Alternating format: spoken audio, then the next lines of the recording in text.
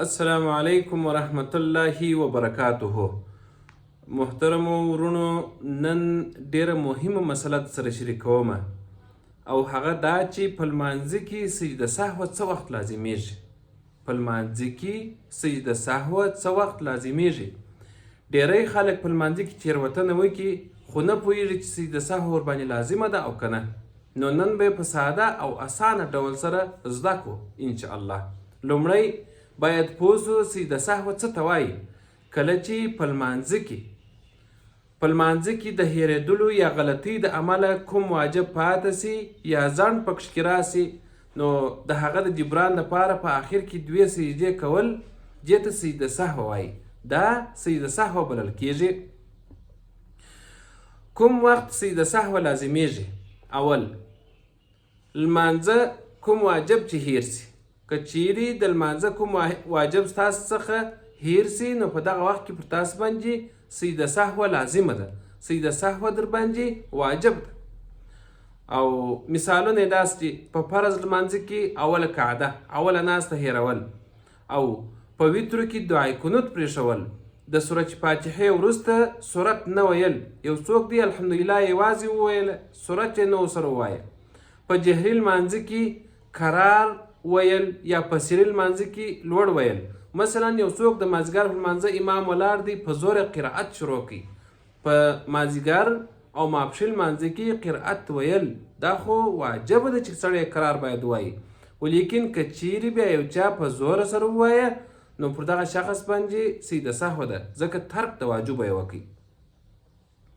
یا مثلا د ماښام په لمانځه کې او د ماخستن د سهار په لمانځه کې امام قرائت قرار ووایه، نو هلته باید بیا واجب ده چې په زور یې ووایي، نو هم سجده سهو پر لازمیږي. دویم، په واجب کې ځنډ کول. که یو انسان دومره وخت خاموشه پټه خوله پاته سي چې د سبحان الله دا 3 ځله ویلو اندازه وخت چیر سو، نو سجده سهو پر دغه شخص باندې لازمیږي. مثلا انسان په فکر کې سي چې اوس 3 رکعت دی او که 4، یا د سورت په یادولو کې ډیر ځنډ ورته راسي. مثلا یو څوک الحمدلله وویل، اوس په شکمن سو چې کوم سورت څه شروع کړم، په دغه کې دومره اندازه دومره وخت چیر کړي چې 3 واره سبحان الله پکښ کې ویل کیږي، نو دغه شخص باندې هم سجده سهو لازمیږي. او دریم، د رکعتونو په شمیر کې شک. که انسان شکمن سي چې 3 رکعته مې کړي دي که 4، 2 دي که 3، په داسې وخت کې پر دغه انسان باندې هم سجده سهو لازمیږي. نو که یقین ورته پیدا نسی، په لږ شمیر به عمل کوي او په آخر کې به سجده سهو کوي. څنګه؟ مثلا یو څوک دی 2 رکعته مې وکړل که 3 رکعته، نو دته یقین نسو، دی یقیني نه دی چې حتما 2 رکعته دي یا حتما 3 رکعته دي، نو دی به په لږ شمیر باندې کوي عمل. هغه څنګه؟ نو دی به د 2 رکعتو څخه شروع کوي، 3 نه دی بلکې دا 2 رکعت دی، نو بیا به دی چیز کوي، په آخر کې به سجده سهو کوي. او 4م، په لمانځه کې اضافه کول. که څوک په هیره سره 1 رکعت زیات کی یا اضافي قعده وکړي، اضافي ناسته وکړي، نو سجده سهو پر دغه شخص باندې لازمیږي. مثلا 4 رکعته فرض یې 15 کړله او وروسته پوه سو چې دا خو ما 15 رکعته کړي دي، نو خو یوه ناسته اضافه سوله، نو پر دغه شخص باندې سجده سهو لازمیږي. کوم وخت سجده سهو نه لازمیږي؟ که د یو شخص څخه یو سنت پاته سي، سجده سهو نه پر لازمیږي، ځکه په ترک سره د سنتو خو سجده سهو نشته. مثلا د ثنا د سبحان نه ویل، یو شخص پر لمانځه ودرېدی، سبحان نه وویل، نه وویل، سنت یې پرېښول، سجده سهو نشته باندې. رفع الیدین، پورته کول د لاسو، تکبیر تحریمه، اول الله اکبر کې غوږونه لاسو ته پورته کول دا سنت دي، او تکبیر ویل دا فرض دی. که چیر دا ورڅخه پاته سي دغه لاسونه پورته کېدل، نو سنت یې پرېښول. امین په لوړ اواز نه ویل صحیح ده، یا امین ورڅخه پاته کېدل.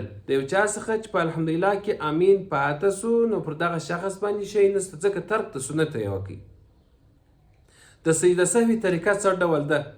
په آخره قعده کې، په آخره ناسته کې اتحیات چې تر پایه وویله، اتحیات چې د اتحیات لله والصلوات والطیبات څخه شروع کړله، بیا تر عبده ورسوله وویل، بیا به رسته طرف ته سلام وګرځئ، فقط یوې خواته به سلام وګرځئ، بیرته به ولاړ سئ سجدې ته، 2 سجدې به وکړې. په 2 سجدې چې وکړلې بیرته به اتحیات د سره څخه شروع کړې، اتحیات به ووایې، اللهم صل اللهم بارک به ووایې، اللهم ربنا به ووایې، بیا به دواړو خواو ته سلام وګرځئ، نو ستا لمونځ صحیح سو.